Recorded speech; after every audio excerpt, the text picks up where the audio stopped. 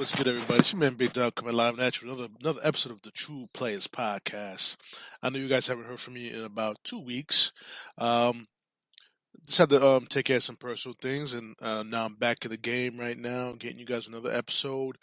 I'm going to talk about the hot stove, which happened 2 weeks ago with the Mets and Yankees, and as well as Major League Baseball. And like I said, I'm a little bit behind, but I did write up this podcast right after the meetings. So once again, I apologize for the delay. But before we get into that with the hot stove with the New York Mets and Yankees, I want to talk about briefly a brief preview of the last game of the season for the Jets and Giants. Um, Big game for the career of Pat Shermer as Giants head coach as he goes into the last week of the season facing the Philadelphia Eagles with the opportunity to keep the Eagles from getting into the playoffs. It's going to be a tough task, but I have a feeling the Giants is going to pull this game out today. I give it about 75% shot because the first game they played earlier, like a few weeks ago, they did have a 17-3 lead over the Eagles with Eli Manning as starting quarterback.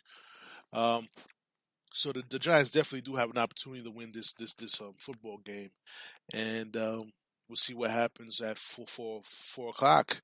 Which finally the NFL did the right thing by separating the two New York teams. Have one play at 1 o'clock, one play at 4 o'clock. For the first time in about 2 years, 2 seasons. They haven't done that in 2 seasons. So New York has the opportunity to get a decent doubleheader with both teams, and as I believe this is going to be the final game for Pat Shermer. He was overmatched for New York, overmatched for the team that he had presented to him, and didn't get the best out of the multitude of players. But it wasn't entirely his fault because the defense absolutely sucked. Gettleman did not address that through the draft properly, and I felt he should be going as well. But it looks like because of Saquon and Daniel Jones, he gets to keep his job for another year. So unfortunately, that's the way the ball drops sometimes. But let me get back. Let me get to the Jets right here. The Jets facing the Buffalo Bills with the opportunity to end the season at 7-9 after starting the season at 2-7. This is smoke and mirrors, guys. Adam Gase is not a great coach. If I was the GM, if I was the owner of the New York Jets, I would fire him after the season because there was a lot of missed opportunities early in the season, which they could have been at least competitive for the playoffs and had an opportunity to compete for the playoffs. Lost some bad games. Lost that first game against Buffalo, which you when you get 4 takeaways, you should win that game running away. So this, like I said, smoke and mirrors. He didn't utilize Le'Veon Bell properly. He didn't want to use him, and that's the problem with Adam Gase. He takes things too personal with his players. He wants to take his players to task, but you as a coach have accomplished nothing as a head coach. So they're gonna get Buffalo's B and C team today because Buffalo is already locked in as the fifth seed in the AFC playoffs. Um, the Buffalo has a great defense, man. They got the four guys up front that get pressure on the passer, and they stop the run very well. They're gonna be a good team for years to come, in my opinion. But like I said, they're gonna call the Wolves off today so they can get ready for the wild card game against. I believe they're gonna be taking on the Texans in the first round, and I will talk about that game a little bit later in the week, getting close to game time there. And the Jets have a big opportunity to make it 7-9, but like I said, it's smoke and mirrors. I don't believe Adam Gase should keep his job. All right, but like I said, all off-season moves. I will talk about that in the podcast in the days to come. I'm going to hit you guys with at least three episodes in a matter of 2 days. 3 episodes in a matter of, I would say, 2 to 3 days. So keep your ears tuned to that. And now let me get over to the hot stove moves. It's been 2 weeks already since the moves have been made. Um, I'm just gonna talk about the notable signings with the other teams. Steven Strasburg resigns with the Nationals for 7 years, $46 million. This guy never wanted to leave Washington. He was comfortable there. He just won a championship there. He wasn't going anywhere. Madison Bumgarner, which was I can't say shocking, but I felt the the amount of money that he was given. He could have came to the Mets for that money, but I will talk about that later. But he goes to the Arizona Diamondbacks for 5 years, 85 mil. Didi Gregorius signs a 1 year contract for 14 million with the Phillies. Cole Hamels signs a 1 year, 18 million with the Atlanta Braves. And our good old friend Travis d'Arnaud signs with the Braves for 2 years, $16 million. And Tyler Flowers, a reliever, signs for 1 year with 1 year for 4 million with the Braves, as well as Will Smith also signs with the Braves, another bullpen help for 3 years, 39 million. And if you listen to many of my podcasts previous episodes when I speak about Zach Wheeler, and I was not a big fan of his, not because of his lack of talent. It was because of the lack of efficiency in his pitching. This guy does have the talent to be an ace on the staff if he's efficient with his pitches. If he goes 7 innings with 100 pitches and strikes out 78 batters, which he's capable of doing. But now he signs with the Phillies for 5 years, $118 million. He's going to go to a manager who knows how to handle pitchers because he was a catcher himself, in Joe Girardi. My thing is, from what I've understood, that the Mets even offer him a contract. They just offer him the qualifying offer, which typical Mets fashion. Which I hope it will change once Michael Cohen becomes a full blown decision maker as owner of the Mets. That will change. If the Mets had just offered him at least 5 years at 100 mil, he would have stayed with the Mets. Now you're going to face him probably 3-4 starts a year now because he stays in the division. And in Mets history, anytime we let a homegrown, he's not really a homegrown player, but he was brought in a trade to be one of the aces of our staff. These guys who are homegrown or brought in to be great with the Mets always come back and bite the Mets in the ass. So let's hope that does not happen. But I wish him the best of luck with the Phillies. He is a talented pitcher. He has he has a fantastic fastball, fantastic slider. He just has to. If he becomes more efficient with his pitching and walks less people, watch out. With him and Aaron Nola up top of that rotation with Jake Arrieta, the veteran, as a third starter, Philly's going to compete for that division. So we'll see what happens with that situation, and hope it works out for the Mets, not for the Phillies. And now we're going to speak about the Yankees. I know, I have to do a better job speaking about the Yankees, even though I'm not a fan of the Yankees. Only because it's not because of the team or how Brian Cashman does his stuff. I actually respect their hustle. I respect their tenacity and maintaining a level of winning in that organization. Winning, and I wish would transfer over to the Mets once, like I said, once Michael Cohen takes over as owner and runs the show. The Yankees did it big this time. They realized that they cannot win. They cannot get to the World Series or win a championship with a great bullpen and only two starters in the starting rotation. So they addressed that by signing Garrett Cole for 9 years, $324 million. I seen the press conference guys, and I seen him talk about he always wanted to be a Yankee. Yeah, okay. When people are giving you $324 million for 9 years, you're gonna say that money talks, bullshit walks. And the one thing about the Yankees that they bring that money in the talking with it. And also, they re-signed Brett Gardner for 1 year, $12.5 million. Hopefully, he will be the center fielder or left fielder, while Giancarlo Stanton and Aaron Judge rotate being a DH. But like I said, the Yankees switching the focus instead of having a superstar type of bullpen where you get to the fifth inning and you shut it down with them. They're going back to starting pitching. Guys who eat innings, go pitch 6-7 innings, a start, throw 100 pitches with efficiency, and this pitching staff is going to be a good pitching staff now because look at this. You got Garrett Cole is going to be the ace.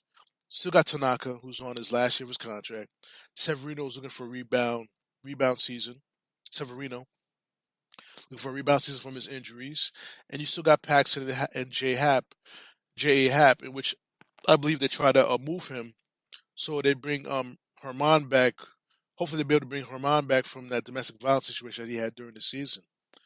So, like I said, the Yankees are in a good. They have a great offense. The only problem with the Yankees is they still need that big left-handed bat, either at first base or at DH. They didn't re-sign Didi Gregorius because they want to move Gleyber Torres to shortstop, but DJ LeMahieu goes back to his natural position at second base. Now leaves a void at first base, whether you're going to fill it with Lucas Voigt or whatever player that they may sign during free agency, because they did let Encarnacion go to the White Sox, so he's not going to be coming back to the Yankees.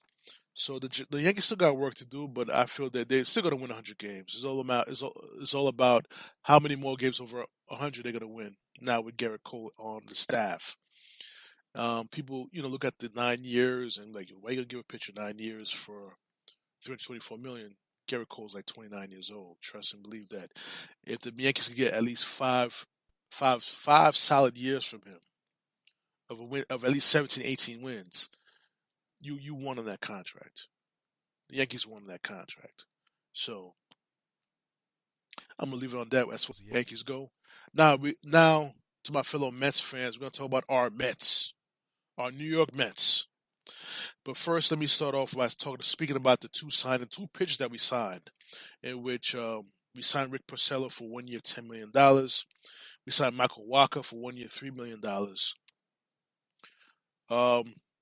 My thing is, I was all for signing Rick Porcello. Michael Walker, I was kind of iffy about it, but we'll see what happens. Let's see how Carlos Beltran and the entire staff um, handle the situation with six starting pitchers. Keep in mind one thing, Mets fans, my dear Mets fans, my fellow Mets fans. We have at least 8 starting pitchers on our major league staff right now, which includes Seth Lugo and Gesellman. I mentioned that, before the news the news that we all got early last week about the signing of Dylan Betances, I said we needed more arms in the bullpen.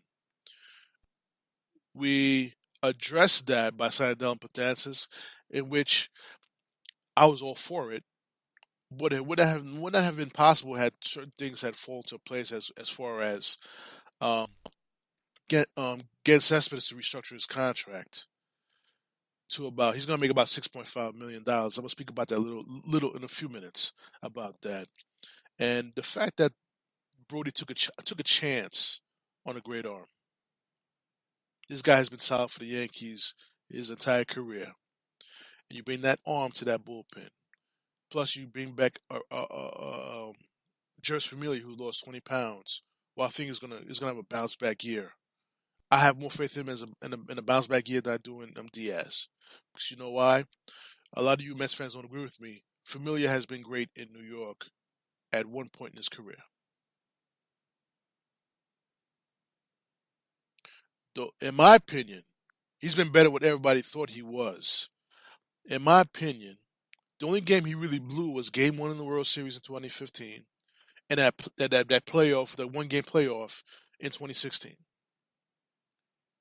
The World Series, the other times his appearance in the World Series, Terry Collins, as great as a manager he was in that 2015 season, he put his closer in a bad position, and you can't do that. You can't do that. So that's what happened with Jeurys Familia as far as that goes. He loses 20 pounds, gets that bite back on the slider, get the bite back on his forkball or split finger, and could have more of a command of his fastball. You get him back, and hopefully he could save 40 games for you, or be that bridge to Diaz if he recovers. This is an opportunity here. This is an opportunity, guys. That if Diaz bounces back as well, let me tell you something, guys. 7, 8, 9, seventh inning, eighth inning, ninth inning is shut down. Shut down. With Betances, Familia, and Diaz. And if you go to from the sixth inning on, you got Lugo. in which he's kind of moaning and groaning that he wants to be a starting pitcher. I get that. I totally agree with that. If I was a GM, I would definitely entertain that. This is where the signing of Michael Walker for me kind of blocks everything, because now you took away Luga's ability to compete for that fifth starting compete for the fifth starter slot. So so that's the way that's the way the ball drops, and Lugo just has to deal with it for the sake of the team, and hopefully because of they'll win some more ball games because of that. Now let's get through a few more needs for the Mets. The Mets still need a center fielder, everyday center fielder, and a back catcher. Okay, they're still floating around the idea of trading Dom Smith, but in my opinion, they should focus on trading away Jed Lowry and his salary. Even though it's one year left on the salary, he's. I understand he was an All Star back in 2017, the last time he actually played a season. So what was it, 2018, whatever. But this is a situation that you're spending money on a guy where you had other players who could have done the same thing he did, who could have done more than he did last season. He didn't even play most of the season because of a fluke injury that only supposed to take 3 weeks to heal from. So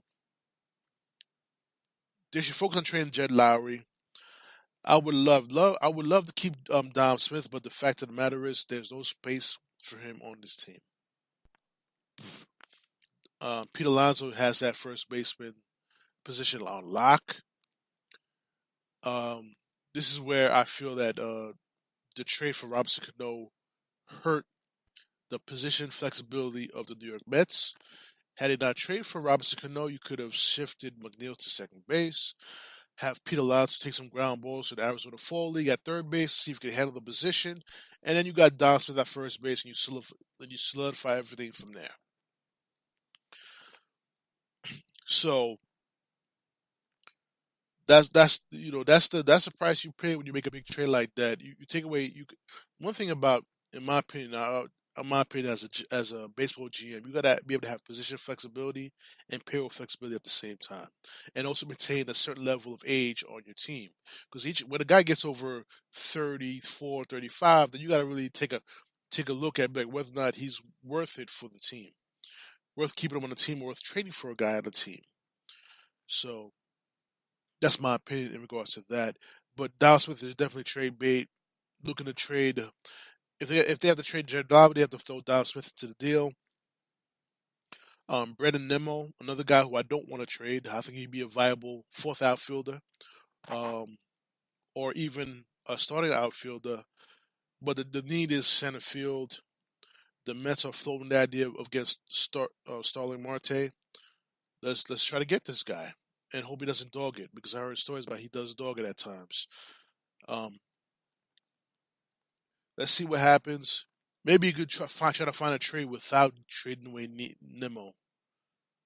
See if they can take Cespedes. He's at 6.5 million right now. You know, Michael Conforto is locked in the right field.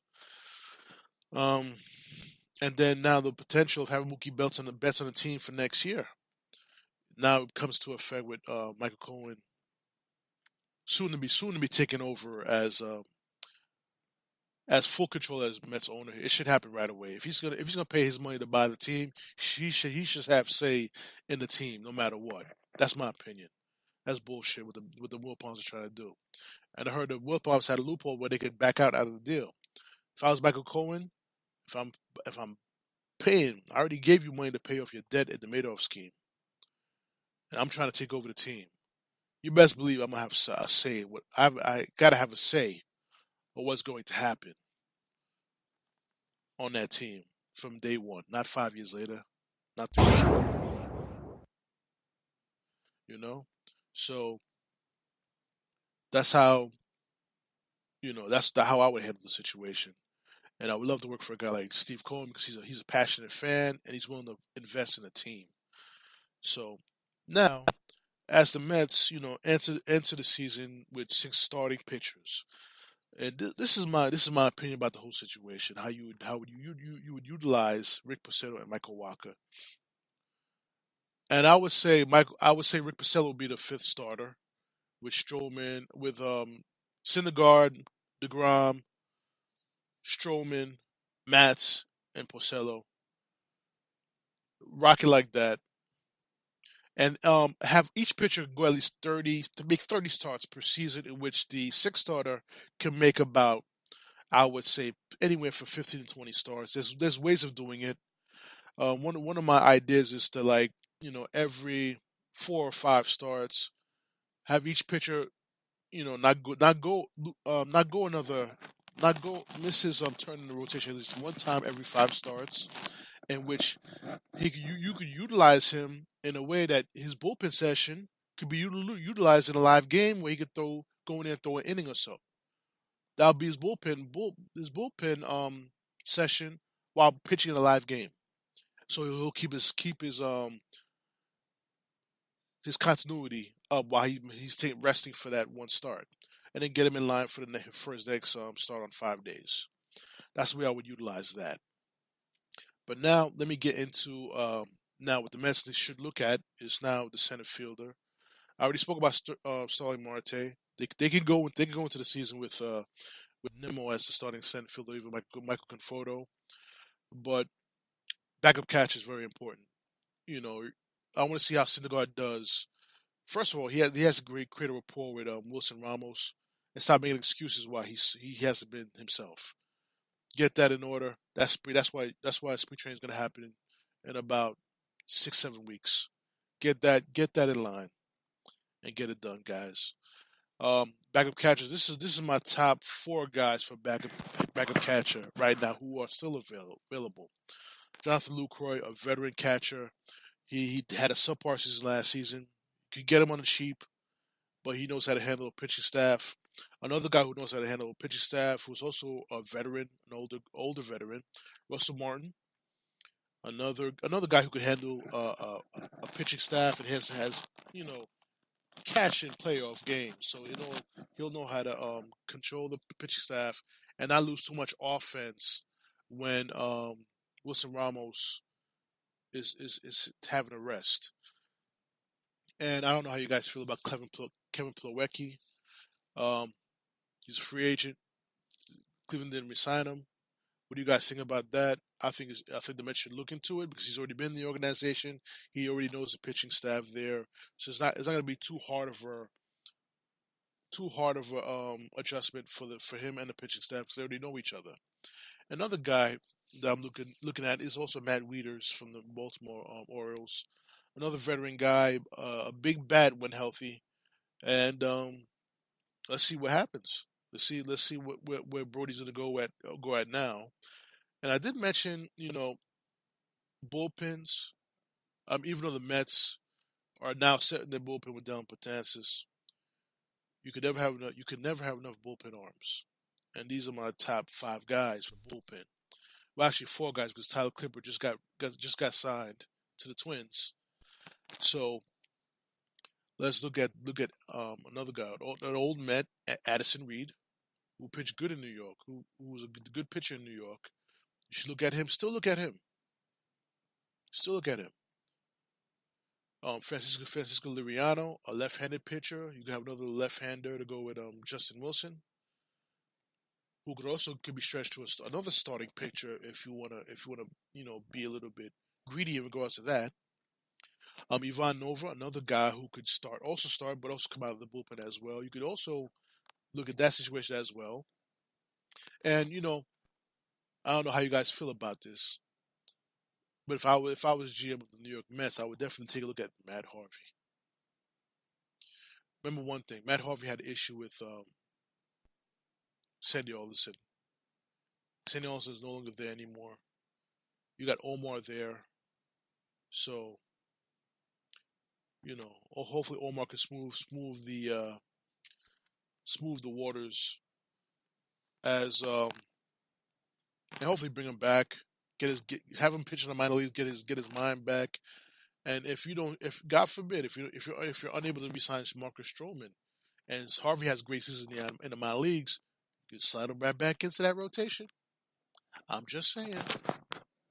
I'm just saying.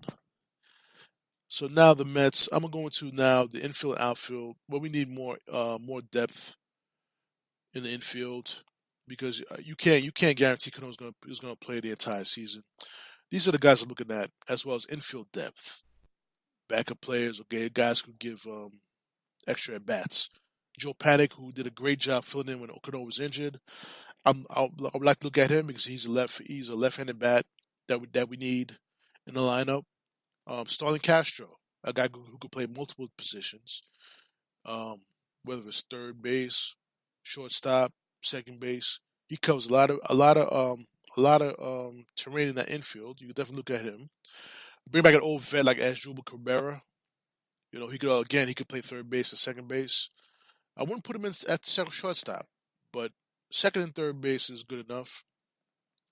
And as far as a backup player who has some outfield experience, you don't want to put him out in the outfield too much. A big left-handed bat who could play first base.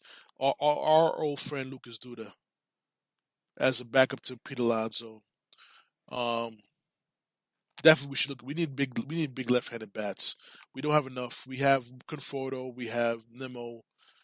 We need more left-handed bats to have that lineup balance and have a left-handed bat coming off the bench to stabilize things in case they come with a right-hander for a right-hander against our hitters. We have a left-hander to fight to counterbalance that situation. And before I end this episode of this podcast, I want to speak about Yoenis Cespedes, the fact that he had to restructure his contract from 29.5 million to 6.5 million, which gave us the ability to sign Betances and Porcello. Truth be told, the Mets was looking to void his contract because of his mysterious injury at his ranch while he broke his ankle while he was supposed to be rehabbing off his two heel surgeries. This could play in so many. The fact that he agreed to it plays into so many ways for the Mets that they could do a lot of things. They could trade him, um, make help, make sure he plays out his contract, or you don't lose any money if he doesn't um play up to what he's supposed to be play up to the standards that he's used to. Now, he Cespedes said he's motivated. He said he told Eduardo Perez, who was a runner-up for the Mets manager's job, that he's going to hit 40 home runs this year. Listen, if this guy hits 40 home runs for our team at $6.5 million, you know what I'm saying. Even though he may get most of the money back in incentives, keep him on the team. Why not? If he does play well, I mean, as a general manager, I may take a risk and try to keep this man motivated, give him a 1 year contract every year. Why not? He seems like he plays better when he's on that pressure to get that next contract.